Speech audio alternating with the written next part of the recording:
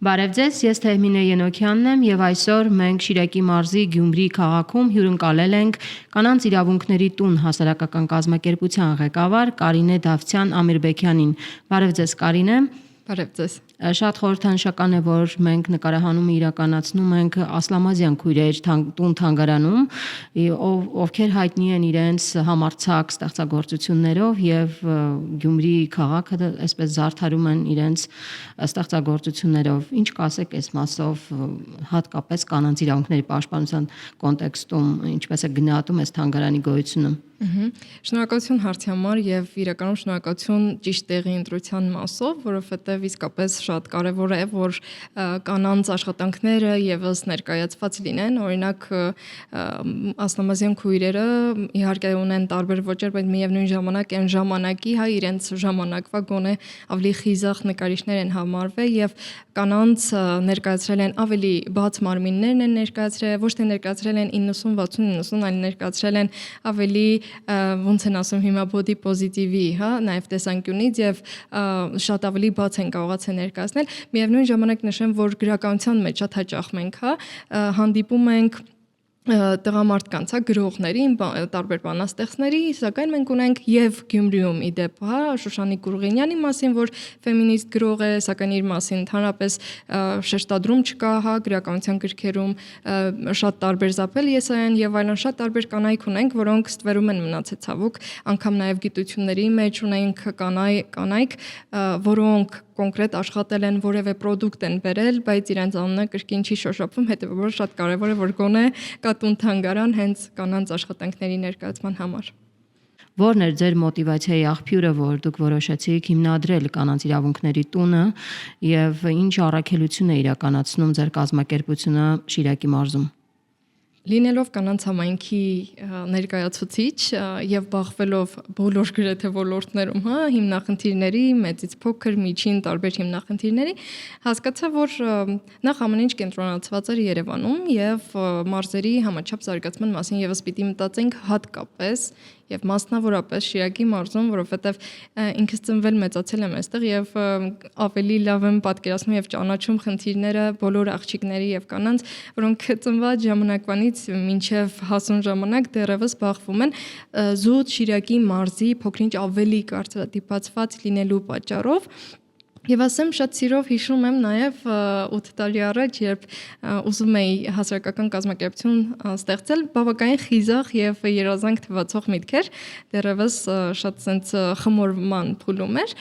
Եղբորս խնդրեցի, որ օգնի այս հարցում ստեղծման հարցում ու ինչի եղբորս, որովհետև նախ իրեն շատ վստահում էի եւ հետո ինքը իսկապես ինձնից շատ ավելի փորձառություն ուներ հասարակական կազմակերպության ոլորտում եւ շատ բաներ նաեւ եղբորից եմ սովորել, բացի այդ ինքը կիսում էր լրիվ այս արժեքները եւ ինձ համար շատ կարեւոր էր, որ միասին այս ամեն ինչը ստեղծենք եւ ստեղծեցինք ես իսկապես այդ ժամանակ ես մտածում էի, եթե մեկ հոգու կյանք, ճակատագիր կամ ինչ-որ կենսակերպ փոխենք, մենք հաջողացենք, բայց ես իսկապես չէի պատկերացնում, որ այսքան տարի անց ես կխոսեմ ոչ թե տասնյակ, ոչ թե հարյուրավոր, այլ հազարավոր մարդկանց կյանքի մասին, մի քանի հազարի մասին, եւ ես վստահ եմ, որ դեռ թվերը աճելու են, շարունակվելու են։ Ու ասեմ, որ շատ դժվար է սկզբում 2 տարի լրիվ զրոյական, այսինքն ֆինանսական ռեսուրսներ չկար, մենք էինք ես եւ եղբայրս էինք հիմնականում ներդրումներ անում թե ժամանակային, թե ֆինանսական, թե տարբեր ռեսուրսների տեսքով եւ կարողացանք հաջողել ու իսկապես նվիրված աշխատում էինք ու ինձ որ ասում էին ախը շատ չունես ինչ ես աշխատում, շատ վիրավորվում էի իրականում, որովհետեւ ես գիտեի ինչ էի ուզում ու ինչ էի ուզում գնալ Խոչընդոտները հիմնականում դա էր, բայց հաղթահարեցինք ու դեռևս հաղթահարում ենք, ինչպես եւ մյուս հասարակական կազմակերպությունները։ Խոսենք ծրագրերից, առաքելությունից, ինչ եք անում, ինչ ծառայություններ եք մատուցում եւ հատկապես ինչ խնդիրներով կանայք են ձեզ դիմում։ Ծառայությունները հիմնականում մեր ուղղությունները կազմակերպության 3-ն են դեռևս ստեղծման պահից առաջինը ընտանեկան սեռական բռնության կանխարգելումն է եւ սրա ներքո տարատեսակ անվճար ծառայություններ ենք տրամադրում, ինչպիսիք են օրինակ իրավաբանական, սոցիալական, հոգեբանական, ավելացրել ենք նաեւ փաստաբանական անվճար ծառայությունը, որի համար իսկապես շատ ուրախ եմ։ Նաեւ նշեմ, որ այս տարիների ընթացքում մենք ունենք անցումային ապաստանի հնարավորություն, սա ոչ թե շենքեր, շինություն այլ մենք ֆինանսական ռեսուրսներ ենք տալիս բռնության ենթարկված եւ ընտանեկան եւ սեռական։ Բռնության ենթարկված անձանց, որոնք տեղ չունեին գնալու, կյանքի բարձր ռիսկայնության գոտում էին, միևնույն ժամանակ երեխա են խնամում, ֆինանսական ռեսուրսներն է տրամադրում ենք, որպիսի եւ վարձակալության գումար կարողանային ծածկել եւ խնամքի ու հիգիենայի պարագաների գրպանի գումար ունենային։ Եվ ունենք եւս մեկ ծառայություն, որ էլի ֆինանսական ռեսուրսներ ենք տրամադրում, եթե օրինակ միայն ընտանեկան բռնության պատճառով առաջացել է որևէ առողջական խնդիր, ընդհանուր մինչև օրինակ քթի կոտրվածք, ձեռքի որևէ մարմնի հատվածի խեղում եւ այլն, աչքի տեսողության խնդիր, մի խոսքով շատ տարբեր, հա, որպեսզի եւ ընդհանուր մինչև թանկարժեք վիրահատություններ կամ հետազոտություններ անցնեն ու իրականացնեն եւ շատ դեպքեր ունենք ցավոք այդպիսին։ Երկրորդ ուղղությունը տնտեսական զորեղացումն է կանանց համայնքի, այստեղ մասնավորապես շեշտադրումը անում ենք աշխատանքային իրավունքի պաշտպանության եւ կանանց տնտեսական ու ֆինանսական անկախության։ 200-ից ավելի կանանց եւ աղջիկների մենք արդեն հնարավորություն ենք տվել մասնագիտություն սովորել եւ IT եւ ոչ IT ոլորտում եւ 13 բիզնես ստարտափեր ենք ֆինանսավորել, որոնք արդեն ունեն իրենց աշխատողները, անգամ մասնաճյուղեր որոշները ունեն։ Նշեմ, որ 144 կանայք եւ աղջիկներ արդեն ունեն ֆինանսական եկամուտներ սեփական եւ իրենք են ծածկում իրենց տարբեր ծախսերը։ Եվ երրորդը վերջապես երրորդ ուղղությունը կանանց քաղաքական մասնակցության խթանումն է։ Էլի սկզբնական տարիներից մինչև հիմա մենք ամենամյա ավանդույթ դարձած ճամբարն ենք իրականացնում քաղաքական երիտասարդական կազմակերպությունը որևէ քաղաքական նկրտում չունի, բայց մենք իրականացնում ենք որպեսզի եւ կին որոշում կայացնողների, օրինակ падգամավոր, նախարար, մարդու իրավունքների պաշտպան եւ բոլոր մնացածների հետ հանդիպում կազմակերպենք մեր Շիրակի մարզի կանանց եւ աղջիկների հետ ու ստեղծենք այդ կամուրջը, որպեսզի միասին եւ համագործակցեն, համայնքային խնդիրներ բարձրացնեն, լուծեն։ Միևնույն ժամանակ իրականացնում ենք բիզնես լանչեր կրկին որոշում կայացնող կանանց հետ, ազգային ժողովը ենք ուսումնական այցեր տամ կամ ավականու նիստերի եւ նաեւ ֆինանսավորել ենք 19 համայնքային զարգացման ծրագրեր եւ մեր կանայք արդեն տարբեր համայնքներում տարբեր ծրագրեր են իրականացրել, օրինակ մեկը գրադարան է ստեղծել մի գյուղական համայնքում, մյուսը որ երբևէ այդ գյուղական համայնքը խաղահարապարակ չի ունեցել երեխաների համար, խաղահարապարակ է ստեղծվել, կանանց ռեսուրսային կենտրոն է բացվել մեկ այլ համայնքում եւ այդպես շարունակ։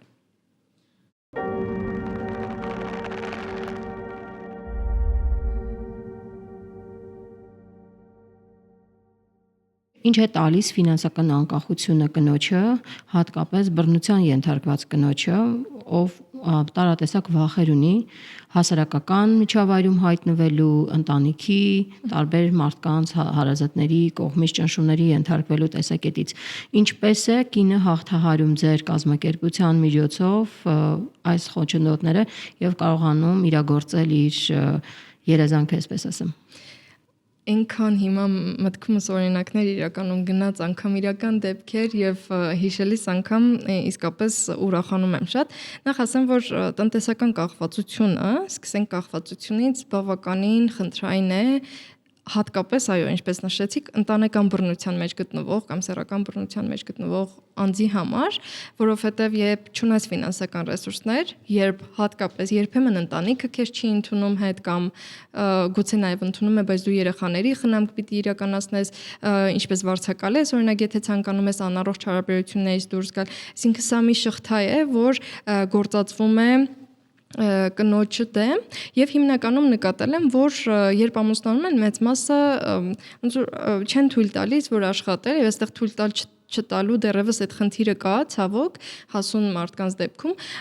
եւ մարդը եթե անգամ կես տարի չաշխատի, աշխատաշուկայից դուրս կմնա եւ չի հասցնի այդ հմտությունները զարգացնել, որովհետեւ հիմա բավականին արագ է ամեն ինչ գնում, ել չասեմ տարիների մասին, կամ թույլ չեն տալի անգամ սովորեն, եթե թույլ էլ տվել են սովորել, ապա միայն ամուսնությունից հետո մեկը չի կիրառվում, այստեղ կինը կախվածության մեջ է մտնում ու չի կարողանում անառողջ հարաբերությունից դուրս գալ։ Եվ ստացվում է մենք շատ կարևորում ենք իրականում այս ֆինանսական անկախությունը, որովհետև եթե մարդը ֆինանսական անկախություն ունի, ինքը կարող է ազատ ինքնուրույն որոշում կայացնել, ազատ տեղաշարժվել, երեխաների խնամքը կարողանում է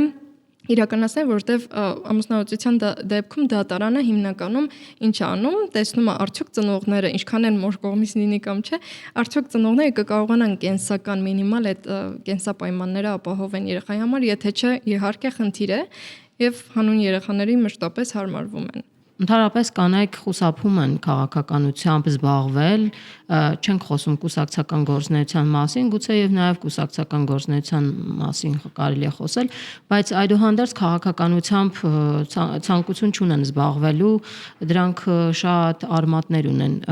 Ձեր գնահատականը հատկապես Շիրակի մարզում կանայք ինչ պատճառներով չեն ցանկանում մասնակցել քաղաքական կյանքին կամ ինչպես է կարողանում իրենց բերել ավելի ակտիվ քաղաքական դաշտ։ Սա շատ արդիական իրականում խնդիր է, որովհետև ես անգամ իրական օրինակով ասեմ, գյուղական համայնքներից մեկում տարիներ առաջվա դեպք է։ Ուրեմն կինը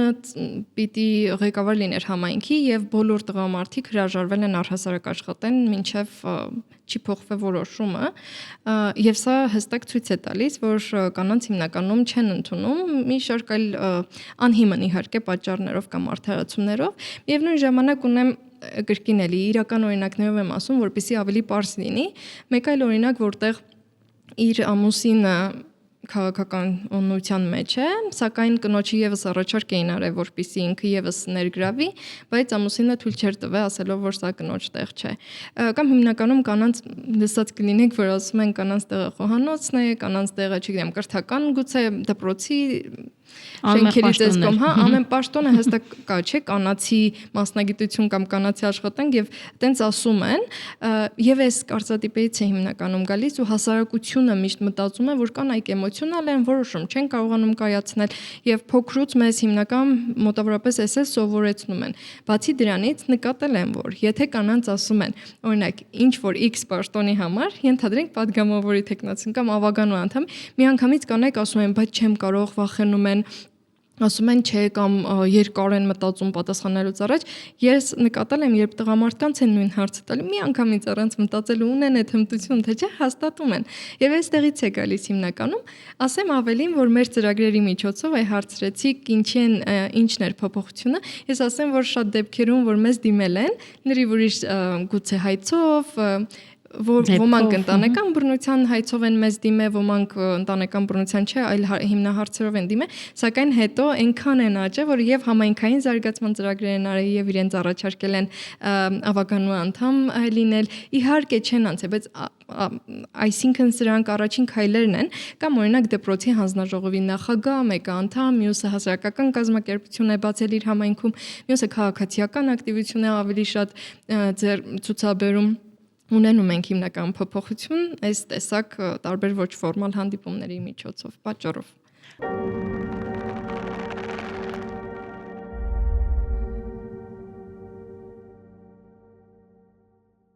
Լինել Գյումրիում եւ չխոսել Գյումրիի քաղաքապետի ընտրությունների մասին եւ ընտրված քաղաքապետ Վարդան Ղուկասյանի եւ նրա արած տարատեսակ սեքսիստական հայտարարությունների մասին ուղղակի աներելի կլիներ։ Կուզենայի գնահատականներ հնչեցնենք այսօր եւ քննարկենք հատկապես այս թեման, ինչ ազդեցություն է ունենալու այս քաղաքական գործչի ղեկավարումը Գյումրի քաղաքի համար, հատկապես կանանց իրավունքների պաշտպանության կոնտեքստում եւ ինչպես պայքարել այս երևույթի դեմ։ Շնորհակալություն շատ հարցի համար։ Նախ ասեմ, որ որպես մարդ չի իմ գնահատականը լինելու իրեն, այլ որպես քաղաքական գործչի եւ ինքս է դեռևս չեմ աշխատել եւ ինչի չեմ աշխատել, որովհետեւ յուրաքանչյուր քաղաքապետ, որ փոխվում էր Գյումրիում, մենք գնում էինք նախ ներկայանում էինք, ասում էինք մեր ծառայությունները, հնարավորությունների մասին, այս անգամ այդպես չարեցինք զուտ հարցազրույցների ընթացքում տեսա բավականին խտրական մոտեցումներ եւ ուղղակի հասկանում եմ, որ քաղաքական գործիչը դեռևս չի կիսում կազմակերպության արժեքներ կամ գոնե կանանց իրավունքների կարեւորության մասով ինքս չեմ զգացել եւ սա մեր պատմության միակ դեպքն էր, որ մենք չգնացինք, ծառայություն չներկայացրեցինք եւ իսկապես չգիտենք ինչպես դեռևս աշխատել, ինչպես շարունակել քաղաքապետարանի հետ գոնե եւ իսկապես մյուս բաժինների փոխված, մասնագետներին եւս դեռևս չեմ ճանաչում, փոքրինչ ավելի դժվար է, զուտ ոչ այդքան զգայուն տերմինների կիրառման պատճառով նույն էջում չեն գտնվում եւ բավականին խնդրային է, ես կարծում եմ, որ կանանց իրավունքներին որպես այդպեսին դեռևս այն կարևորության չեն հասել եւ Գյումրիում եւ առհասարակ Շիրակի մարզում ու առհասարակ Հայաստանում եւ դեռ շատ աշխատանք ունենք սկսած պետական պաշտոններ զբաղեցնող ներկայացուցիչների հետ աշխատելուց մինչև մյուս ոչ պետականների հետ։ Տեսեք, ընդհանրապես, երբ որ տղամարդիկ են զբաղվում քաղաքականությամբ, հաճախ մենք հանդիպում ենք դեպքերի, որ քրեական տարերը ավելի շատ են, իսկ երբ որ կանայք են ներգրավում, արդյունքները չգիտեմ ինչպիսին են։ Ունեք արդյոք նման դիտարկումներ, երբ որ դուք փորձում եք ակտիվացնել կանանց քաղաքականության մեջ, ինչ են իրենք արժեքներով, ինչպես են փոխվում հենց տղամարդկային միջավայրում, որտեղ որ որոշումներ կայացնողներն են տղամարդիկ, օրենսդրություն ընդունողներն են տղամարդիկ, դատավորներն են տղամարդիկ մեծամասամբ, եւ ինչպես են կանայք կարողանում դիմակայել այս անհավասար միջավայրում։ Ես այս հարցից վերջերս հենց այդ մասով խոսեցինք, տվեցի եւ հստակ պատասխաններ արդեն գործող պատգամավորների կողմից, որ միակ ինչպես ասեմ պատճառը գուցե կամ առիթը, որ կարողանում են անցնել միասին, դա միասնականությունն է, կանայք կանանց կողքին լինելը, ոչ թե գցելը, այլ փորձել աջակցել, եթե ինչ-որ մեկը X հնարավորություններ, հմտություններ չունի, մեկը լրացնի եւ այսպես միմյանց չմեղադրել եւ չխտրականացնել ճանապարհին, որպիսի կարողանան այս անհավասար միջավայրում նաեւ պայքարել ու ստացվել եւ կասեմ, որ արդեն գնալով ավելի լավանում որակապես այդ համագործակցությունը, իսկ մեր մասով կազմակերպություն շատ կարեւորում է կանացի սոլիդարությունը, քույրությունը ինքնին, շատ հաճախ ասում եմ քույրության մասով, հենց ասում եմ քույրություն, ընդհանրապես չեն էլ հասկանում ինչա քույրությունը, բայց եղբայրություն, որ ասում եմ, միանգամից առանց հարցի հասկացվում է։ Ասվածը շատ լավ ընկալվում է, բայց քույրությունը գրեթե չի էլ գործածվում, նախ չի գործածվում մեր լեզվական էս բառապաշարի մեջ, նաև գործնականում։ Դրա համար շատ կարևորում ենք այս կանանց աջակցելը եւ հենց սա էր պատճառը, որ մենք փորձեցինք կամուրջը մշտապես ամեն տարի կառուցել տարբեր երիտասարդ աղջիկների հետ, որ կարողանան ավելի որոշ ճանապարհ անցած որոշում կայացնող կանանց կողքից քայլեն ու կարողանան իրենք եւս հաղթահարել, ասեմ ձեզ, շատ ստացվում է եւ կանայք, որոնք մեր կանայք աղջիկները, որոնց հարցնում ենք սկզբում, արդյոք ուզում եք կամ մտածել եք քաղաքական կամ քաղաքացիական պայքարի մեջ մտնել, իրենք մշտապես ասում էին չեմ կարծում, չեմ ուզել երբեք կամ երբևէ չեմ մտածել, բայց հենց հանդիպումները ավարտվում էր, ճամբարները ավարտվում էր, ուսուցողական այցեր անում էինք, միշտ ասում էին ես չէի մտածում, որ այսքան փաստորեն խոչընդոտներ են, այս մարդիկ էլ անց է, հետեւաբար եթե իրենք կարող են, ես է կարող եմ, շատ է տարբերությունը տալի ու շատ ուրախ եմ, որ այս հնարավորությունը գոնե հիմա կա։ Ձեր կազմակերպությունը զբաղվում է կանանց նկատմամբ բռնությունների դեպքերով եւ դրանք ուղղորդվում են, զուգորդվում են դատավարական գործընթացներով։ Տեսանելի բացեր, որոնք կան, գիտեմ, որ տարիներ շարունակ օրենսդրական փոփոխություններ են տեղի ունեցել ընտանեկան բռնության կոնտեքստում եւ կուզենայի խոսենք նաեւ այս բացերի մասին, ինչ անելիքներ կան, ինչ է արվել, ինչ է գործում թերևս օրենսդրության եւ օրենսդրական մակարդակում, այսպես ասեմ։ Ջատագովությունը միասնական բերեց նախ օրենքի ընդունմանը, որովհետեւ կան երկրներ անգամ ընտանեկան բռնության կանխարգելման օրենք չկա, 17 թվականին ընդունվեց, 18-ին կիրառվեց, կիրառելիս պրակտիկայում իմպլեմենտացիայի փուլում հասկացանք, որ շատ բացեր կա, որովհետեւ հենց երբ առնչվում ես կոնկրետ դեպքերի հետ, հասկանում ես բացերը եւ մենք մշտապես ասում ենք, թե ինչ կարիք կար փոփոխության ու ահագին իսկապես փոփոխություն եղավ 24 թվականին արդեն հուլիսի 1-ով նոր փոփոխված խմբագրված տարբերակը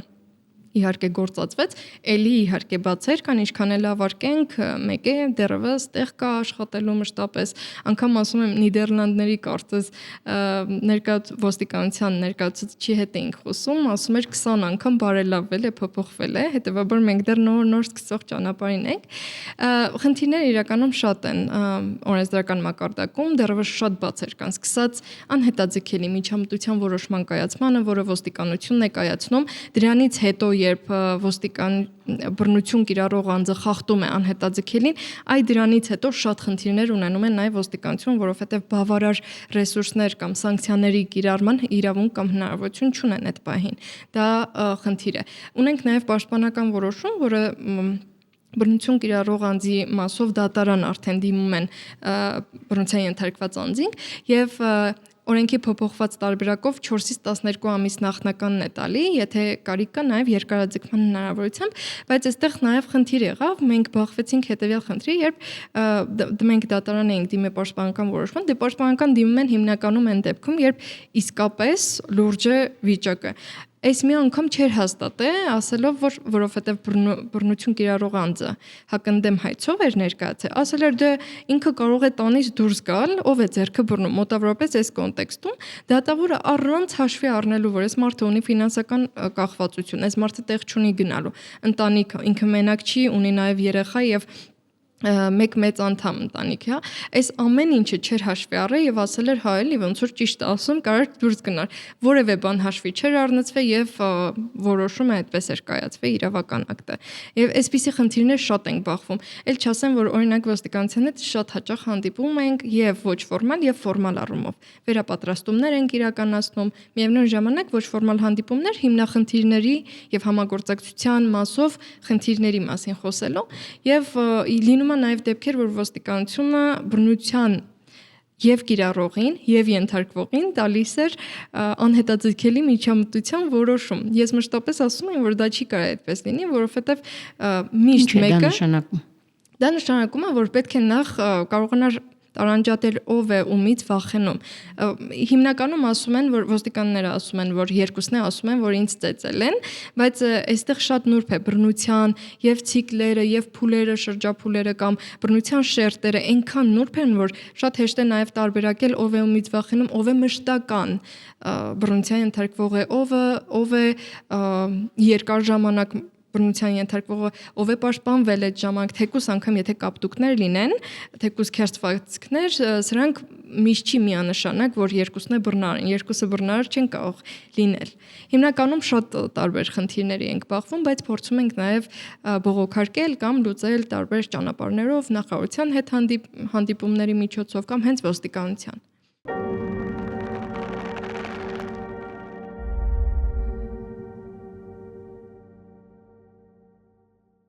Կարինե, դուք 8 տարվա ընթացքում առնչվել եք տարատեսակ դեպքերի, կուզենամ ներկայացնեք ձեր մարզում առկա վիճակագրությունը ընտանեկան բռնության եւ տարատեսակ այլ տնտեսական, գուցե հոգեբանական բռնության տեսքով, ինչ դեպքեր կամ ինչ վիճակագրություն ունեք։ Ես ընտանեկան բռնությունը ընդհանրական ներկայացնեմ, Շիրակի մարզի դեպքերը, եկեք 2021 թվականից ասեմ, 2021 թվականին ունեինք 101 ընտանեկան բռնության դեպք, 22 թվականին արդեն 163-ներ, 23 թվականին 246-ներ եւ 24 թվականին 231-ը եւ այսպես կտեսնենք բարձրացումը, սա պայմանավորված էր մի շարք տարբեր հանգամանքներով, նախ հետպատերազմյան հետտրավմատիկ իրավիճակով, բացի դրանից նաեւ կոവിഡ്ից հետո նաեւ շրջաններ կոവിഡ്ի ժամանակ բավականին բարձրացավ եւ երրորդը իրազեկումների միջոցով, որովհետեւ չկա գետ 1 ամիս, որ չգնանք որևէ թեկուս շատ հեռավոր համայնք եւ չիրազեկենք եւ բռնության մասին եւ տեսակների եւ պաշտպանական մեխանիզմների իհարկե։ Կազմակերպությունը ունի նաեւ սոցիալական կայքեր 24/7 աշխատող թեժգից։ Իդեպ նշեմ շատ միջանցիկ, հա, որ մեզ ոչ միայն դիմում են մենակ ընտանեկան բռնության դեպքերով, այլ նաեւ աշխատանքային իրավունքների խախտմամբ, խտրականության եւ մի շարք այլ խախտումներով կամ ուղղակի հնարավոր է անձը ուղղակի ուզում է որոշ հմտություններ զարգացնել կամ իրազեկվել ոլորտից, կարող են շատ ազատ դիմել եւ պարտադիր չի միայն ընտանեկան բռնության ենթարկված անձինք դիմեն։ Ինչ կասի Կարինե Ամիրբեկյանը, որ այս տարիների ընթացքում այսքան մեծ գործունեություն է ծավալել, ինչպես հաղթահարել վախը, դժվարությունները, խնդիրները։ Իրականում մենք մշտապես ինչ որ դժվարությունների բախվելիս միշտ մտածում ենք մենք մենակ ենք այդ ամեն ինչի մեջ կամ մենակ մեզ հետ է պատահում, ուղղակի ուզում եմ ասել, որ ցավոք դուք մենակ չեք, բայց երկու իմաստով։ Մենակ չեք, որովհետև շատերն են բախվում եւ շատերը այդ նույն իրավիճակում են, եւ երկրորդը մենակ չեք լավ իմաստով, որովհետև կան կազմակերպություններ, աջակցման կենտրոններ, որոնք պայքարում են եւ փորձում են պաշտպանել բռնության ենթարկվող կամ իրավունքի խախտման ենթարկվող անձի իրավունքները եւ միասին քայլել, ուղղակի ուզում եի ասել, որ պիտի արդեն յուրաքանչյուր մարդ արժանապատիվ կյանքի իրավունք ունի եւ յուրաքանչյուրս մեր կյանքի իրավունքի համար եւ մեր արժանապատիվ կյանքի համար պիտի ուղղակի փորձենք պայքարել, եթե մենք էլ չենք կարողանում ինչ-որ բայի վախենում ենք, վստահաբար մյուս կանայք գոնե կանանց ավելի սոլիդար լինեն, աջակցող լինեն, չխտրականացնեն այն մեկնաբանության մեջ, որ միշտ գրում են տեսնես կինը ինչ է արել, հաստատ կինն է մեղավոր, գոնե կանայք կանանց ավելի աջակցեն եւ չմեղադրեն ու հասկանան, որ իրենք մենակ չեն, մենք միասին ենք, կարող են կազմակերպություններին դիմել վստահելի անձանց եւ սա հիմնականում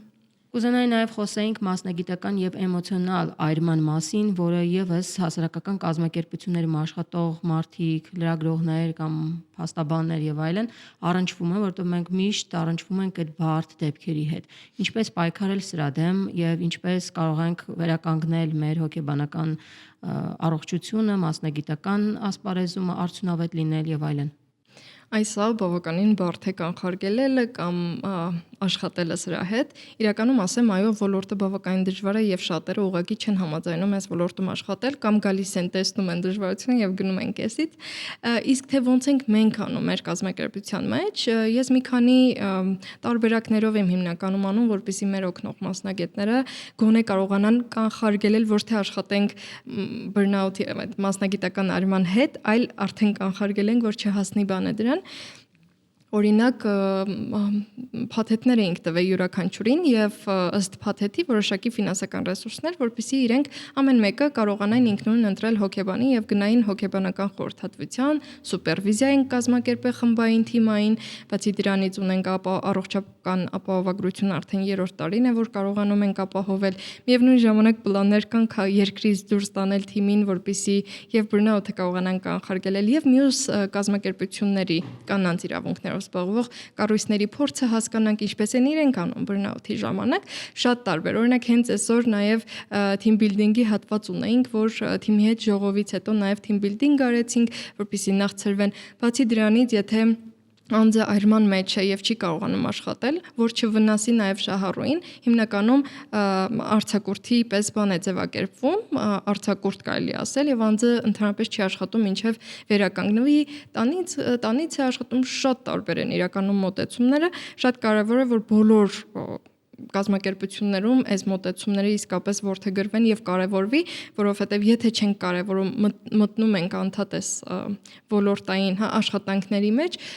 մենք ուղղակի հյուծվում ենք, քանվում ենք եւ չենք էլ հասկանում, որ մասնագիտական այրման մեջ ենք, անգամ անկողնուց չենք կարողանում վեր գնալ ու չենք էլ հասկանում, թե ինչու ենք հոգնած առավոտ դեռևս նոր արթնացած։ Շատ կարեւոր կետ է եւ ես նաեւ հիշում եմ, որ իսկապես մի հատ խոշտանգման դեպք ունեի, երբ կարդում էի, իդեպ նախարարության հետ քանի որ աշխատում են, կազմակերպությունը ընտրվել է որպես մարզի աջակցման կենտրոն եւ սրա պայմանով ոստիկանությունը բոլոր մարզի բռնության դեպքերը ուղղորդում է մեզ։ Դեպքը բացեցի եւ խոշտանգման դեպքեր բավականին ծանր, սահմռկեցուցիչ եւ իսկապես դաշահարունների մոտ չենք լացում, բայց ես այդ ժամանակ չէի կարողանում արդյունքները զսպել, ուղղակի ապրել էի այդ ընդհանուր իրավիճակից, թե ինչպես կարող էր այսպես լինել եւ շատ էր ազդում։ Հետո շատ տարբեր իրավիճակներ ենք ունենում, հետո բռնարարներն են գալիս վախեցնում, սպառնում, որ կվնասեն նաև մեզ, շատ տարբեր խնդիրներ են անում եւ մենք փորձում ենք ինչ-որ կերպ դիմակայել այս ամենին, այս նշածս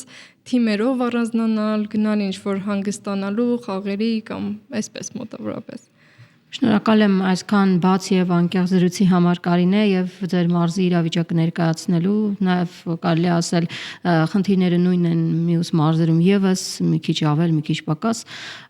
Շնորհակալ եմ, որ մեր հետ կիսվեցիք ձեր մտքերով եւ ձեր գործունեության մասին տեղեկատվությամբ։ Ես եմ շնորհակալ հրավերի համար եւ շնորհակալություն թեմային անդրադառնալու համար։ Հիշեցնեմ, որ մենք հյուրընկալել ենք Գյումրիի կանանց իրավունքների տուն հասարակական կազմակերպության նախագահ Կարինե Դավթյան-Ամիրբեկյանին։ Ցտեսություն։